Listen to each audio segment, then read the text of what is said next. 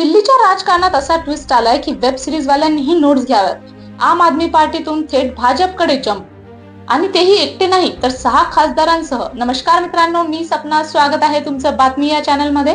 चॅनलला सबस्क्राईब नसेल केलेला तर नक्की करून घ्या। चला तर सुरुवात करूया। राघव चड्डा म्हणाले, मी चुकीच्या पक्षातला योग्य माणूस होतो, म्हणजे थोडक्यात पॉलिटिकल ब्रेकअप ऑफिशियली कन्फर्म।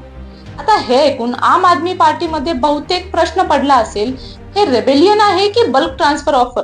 कारण राज्यसभेत भाजपचे 10 खासदार आणि त्यापैकी 7 जर निघून गेले तर याला धक्का नाही म्हणत, तर याला म्हणतात पॉलिटिकल अर्थक्वेक। शुक्रवारी पत्रकार परिषदेत राघव चड्डा यांनी घोषणा केली की ते भाजपमध्ये प्रवेश करतात आणि त्यांच्यासोबत संदीप पाठक, अशोक मित्तल, हरभजन सिंग, विक्रमजीत सहानी, स्वाती मालीवाल आणि राजेंद्र गुप्ता हेही जाणार।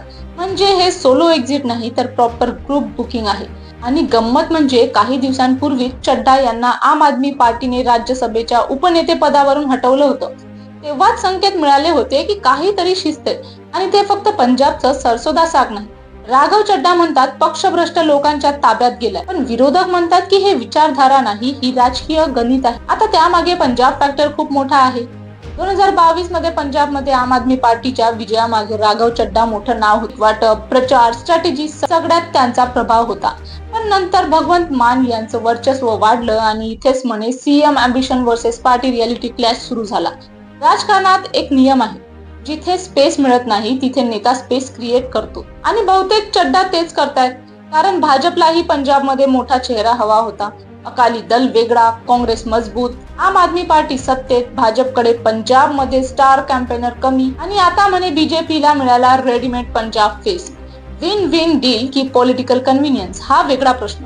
काही विश्लेषक तर म्हणतात पुढच्या पंजाब निवडणुकीत राघव चड्डा यांना भाजप सीएम फेस करू शकते। जर तसं झालं तर हे डिफेक्शन नाही, फुल पॉलिटिकल प्रमोशन ठरेल।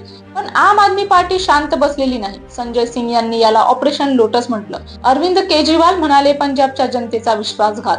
म्हणजे एका बाजूला आयडियोलॉजी, दुसऱ्या बाजूला स्ट्रॅटेजी आणि मध्ये वोटर कायमप्रमाणे कन्फ्यूज। एक गोष्ट स्पष्ट, हा फक्त पक्षांतर नाही, हा पंजाबच्या आगामी राजकारणाचा ट्रेलर असू शकतो। खरी फिल्म निवडणुकीत दिसेल। राघव चड्डा यांनी पक्ष सोडला कारण विचार जुळत नव्हते की मुख्यमंत्री पदाची फ्युचर प्लॅनिंग सुरू आहे? हा मोठा प्रश्न आहे। तुम्हाला काय वाटतं, हा निर्णय विचारधारेचा आहे की महत्वाकांक्षेचा? आणि अशाच पॉलिटिकल अनालिसिस सोबत थोडा तडका हवा असेल तर बातमी या चॅनलला फॉलो करा आणि सबस्क्राईब करा। धन्यवाद।